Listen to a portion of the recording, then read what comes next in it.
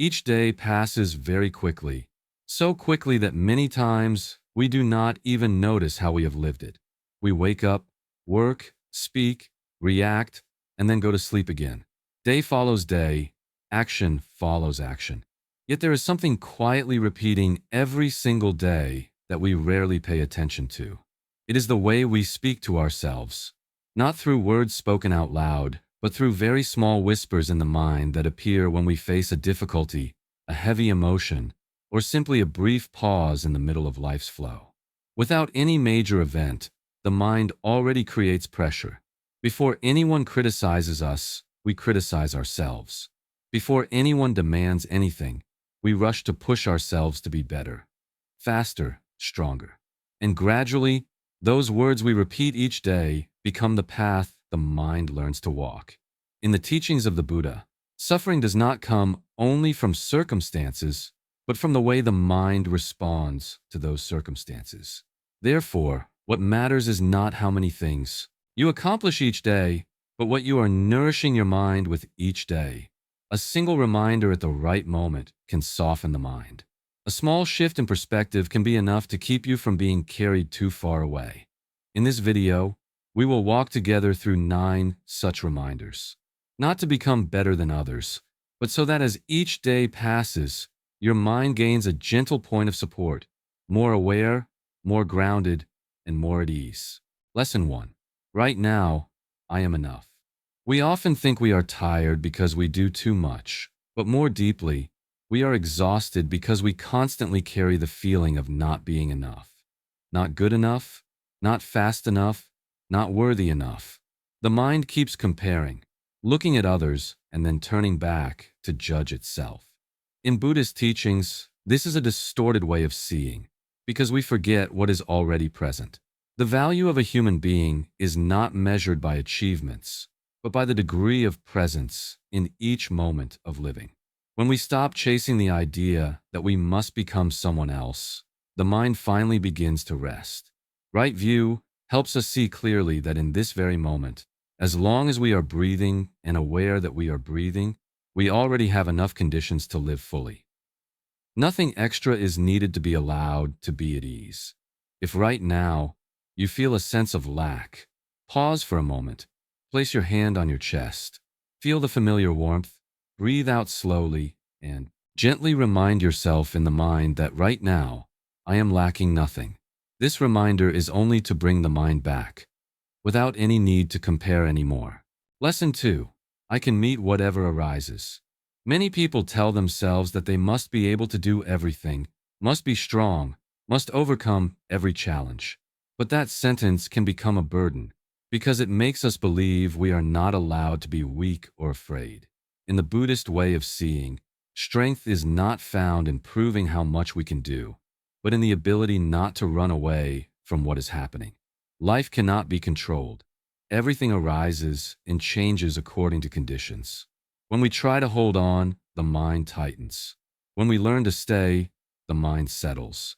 To face something does not mean forcing ourselves to endure it. To face something simply means allowing what is coming to be present, without pushing it away. When fear appears, pause. Breathe in and know that fear is here.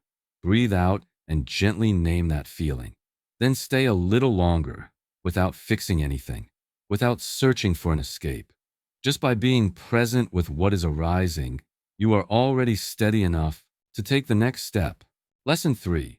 The future unfolds step by step. Much of human suffering comes from the desire to see the future clearly. We want to know where we are going, how everything will turn out, whether today's efforts will lead to a safe outcome. When we cannot see the complete picture, the mind becomes uneasy and anxious, quickly imagining scenarios that have not yet happened. We do not suffer because of the future itself, but because of the idea that the future must already be fully defined. In the teachings of the Buddha, all phenomena are impermanent. No path appears complete from the very beginning. The path only reveals itself beneath the steps that are being taken. When we stand still trying to see everything at once, we cannot move. When we dare to step forward, even a very small step, the direction begins to appear. Understanding this, The mind no longer needs to strain to know everything. We only need to care for the step we are taking right now. If worry about tomorrow arises, gently remind yourself that you do not need to see the entire path. You only need to see clearly the step your feet are touching in this moment. Each mindful step is enough for the future to unfold on its own, softly and in its own time. Lesson 4. I am learning, even from this. In life, no one can avoid moments of stumbling. We often think that failure is a big problem, a sign that we are inadequate or have taken the wrong path. But in the spirit of Buddhist teachings, failure itself does not create suffering. The root of suffering lies in how we react to it. When the mind immediately blames, denies, or resists, the pain is multiplied many times over. Mindfulness allows us to see differently. Every experience, whether pleasant or unpleasant, carries a lesson. When we are awake enough to see that, failure is no longer something to avoid, but becomes part of the process of understanding ourselves more deeply. Not to justify or comfort ourselves, but to see that everything that happens arises from its own conditions. When something does not go as you wish, observe the mind's first reaction. Instead of asking, "Why am I like this?" pause and change the question. What is this teaching me? The question opens space for learning rather than closing the mind in self-blame. When we learn from the difficult moments themselves, the mind becomes softer, clearer, and no longer fears mistakes as it once did. Lesson 5. Right effort, not forced effort. Many people believe that to move forward they must try harder, must push themselves beyond their current capacity. We have grown used to equating effort with tension, with crossing limits through sheer willpower. But in Buddhism, diligence is not the same as forcing. Forcing exhausts the body, hardens the mind, and over time gives rise to discouragement. Right effort is different. It is effort guided by awareness, understanding, and kindness toward oneself. Right diligence does not require us to move quickly. It only asks us to move in the right direction. When we notice that we are exhausted, knowing how to stop is also part of right effort. When we see the mind resisting, knowing how to step back and breathe is also wisdom. Effort in the Buddhist path does not harm the body or the mind. It nourishes steadiness and endurance over time. In daily life, observe how you are trying. Are you pushing yourself to endure more than is truly necessary? If so, pause for a moment and gently remind yourself that you are doing your best, but not at the cost of hurting yourself. When effort is grounded in understanding and compassion, the path of practice and living becomes lighter, more stable, and no longer feels like an exhausting race. Lesson 6. I take responsibility gently. Many people, when they hear the word responsibility, immediately think of being strict, being tough, even scolding themselves so they will not repeat the same mistakes. Others go in the opposite direction, using circumstances or emotions as excuses, letting everything pass without looking back. In the spirit of Buddhist teachings, both of these approaches weigh the mind down. Responsibility is not about blaming others, but it is also not about punishing yourself.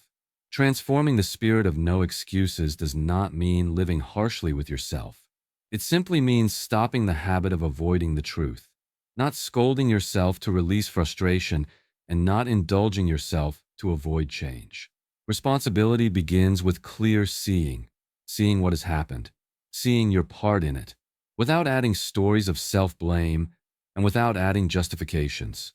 In the Buddhist path, taking responsibility means seeing clearly, correcting when needed, and then letting go. Letting go of prolonged self-reproach. Letting go of the idea that you are a bad person because you made a mistake.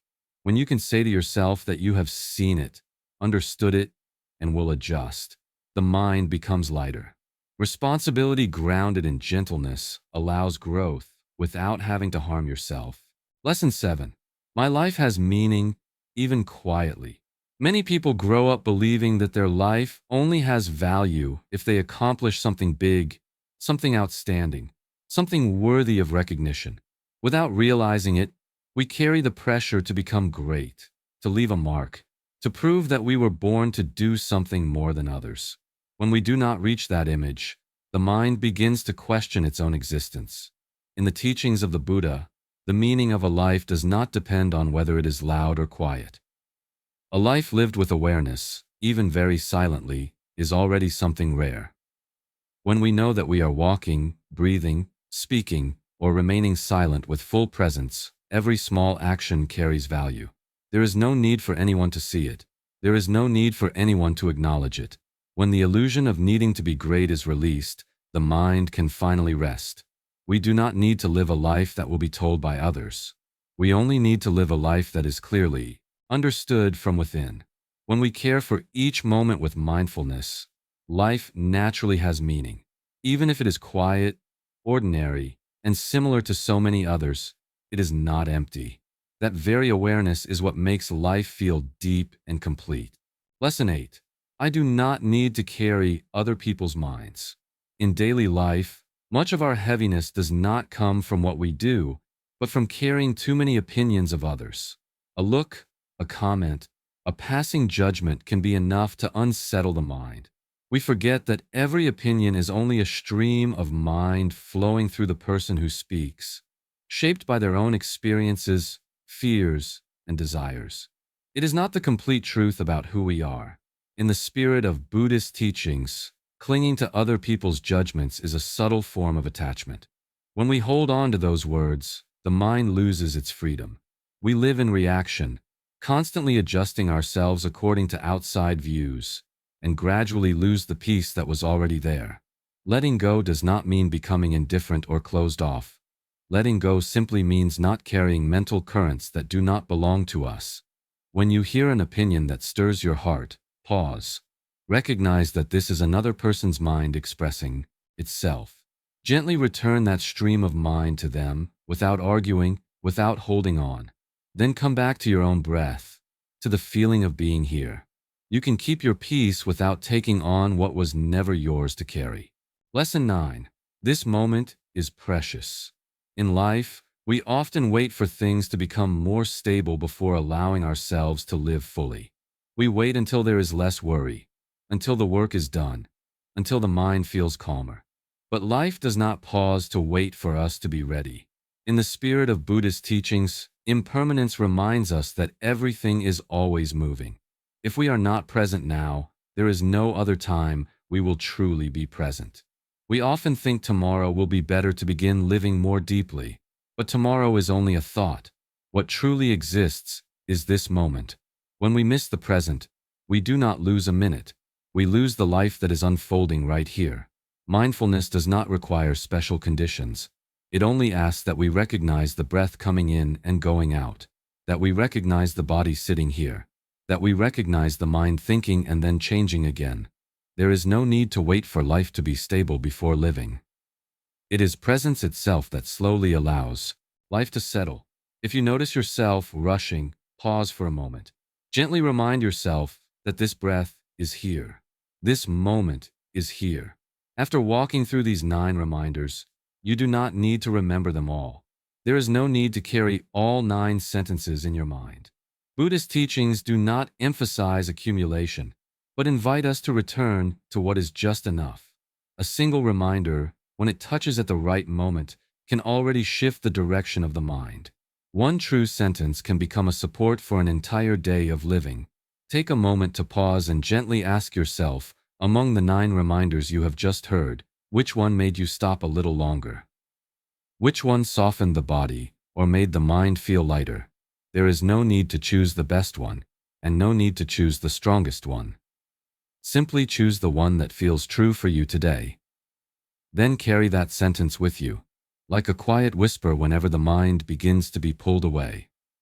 A reminder is not meant to control you, but to help you remember to return, to remember the breath, to remember the feeling of being present, to remember that you are alive right now. If you have listened this far and feel something settle within, leave a sentence you choose for today. Not to prove anything, not to be right or wrong, simply to remind yourself that you paused, you listened, and you were present.